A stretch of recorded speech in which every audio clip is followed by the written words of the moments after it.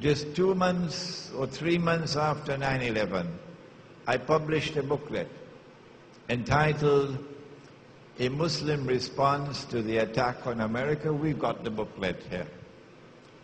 And in that booklet, I argued that the target is Pakistan's nuclear plants and nuclear weapons.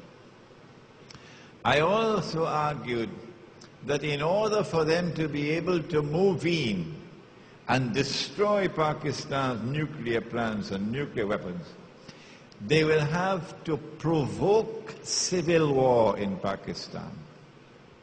And that's what they're trying to do now. If elements within the Pakistan armed forces were to rebel against the military command in Pakistan and the government, and fighting were to break out within the Pakistan armed forces, that would be the cue for them to move in to save the world from a nuclear threat.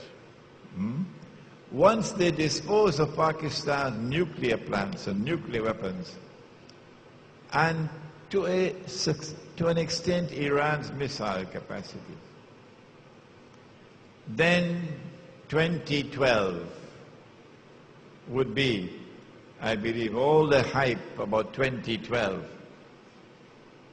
is meant to prepare the world for something big. Everybody is waiting for something big. So let's not disappoint them.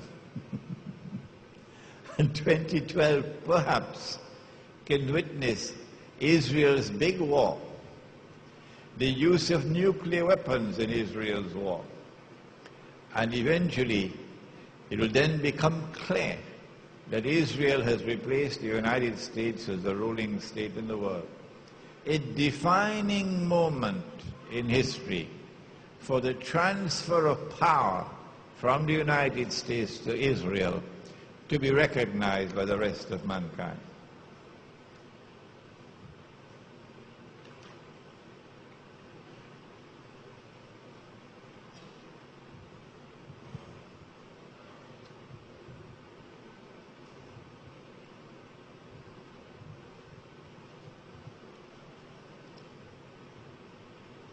No more questions, please.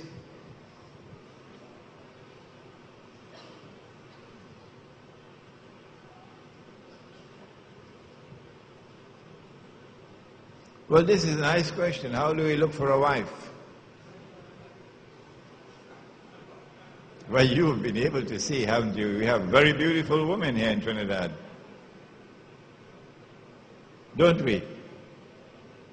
And we did put, didn't we, in the registration, those looking for a wife? When you're looking for a wife, said the Prophet ﷺ, look at her. He said, there are some women who have a defect in the eyes, may not be pleasing to you. So look at her. If in her physical appearance she is pleasing to you, and remember, not all trees are ornamental trees. If a handsome man were to marry a stunningly beautiful woman, they're going to have a lot of headaches in that marriage. Yes. But if a handsome man were to marry a woman who would care for him, then you have a sort of a complementarity there.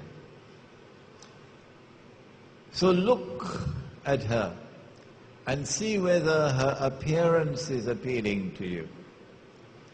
And then look to her public life to see whether in her public life she displays faith and righteousness of conduct. Don't go digging into her private life. She may have done something and Allah covered it. She made tawbah. No, we have enough questions here now. Allah covered it. And if you go digging in the private lives of others, Allah will one day uncover all that you did, and that was covered. That's all you need to look for a wife.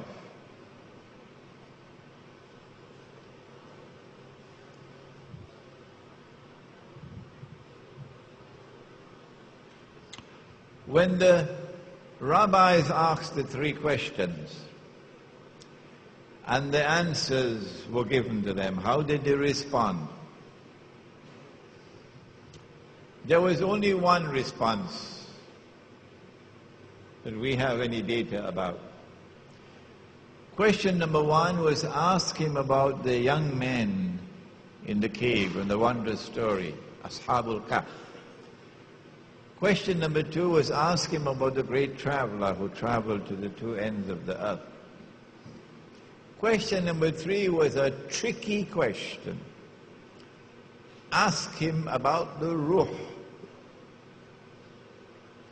The ruh could be Jibreel alayhi salam. The ruh could be the human ruh. And the ruh could be the divine ruh. Does Allah have ruh? وَنَفَخْتُ فِيهِ مِنْ رُوحِي. And I breathed into him of my ruh. Which one? And the answer that was given was an answer that was entirely appropriate in response to the tricky question. قُلِ الرُّوحُ مِنْ أَمْرِ رَبِّي. Say this to them, say only this to them, say nothing more than this to them. That the ruh is by Allah's command. وَمَا أُوتِيتُ مِنَ عِلْمِ إِلَّا قَلِيلًا. And on this subject, you've been given only a little bit of knowledge. He has the knowledge. Come to him. Nabi Muhammad alayhi salatu wasalam. You say you are the elite of mankind. You say you have direct dialing with the Lord above. You say heaven is reserved for you, but he has the knowledge. وَمَا أُوتِيتُم مِّنَ الْعِلْمِ إِلَّا قَلِيلًا. So they didn't like that answer. So they wanted to make sure, listen, O Muhammad alayhi salatu wasalam, who is Allah referring to? Us? When he said, you've been given only a little bit of knowledge. Is he referring to us or to those pagan Arabs? And the Prophet replied, and I wish I could see the video one day. He said both. He said both. This is the only data we have of how they responded when the three answers came.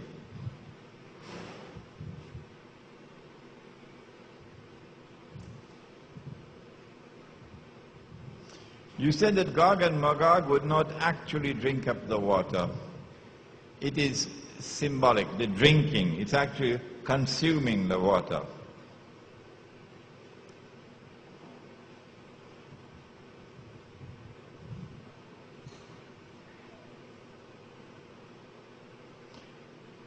Is it possible that in the same way that the language drinking the water is to be understood and interpreted symbolically, that the entire subject is symbolic? No. The Quran refers to Gog and Magog as entities, concrete entities. And Muhammad alayhi salatu wasalam said that they are human beings, they are Banu Adam, they are human beings.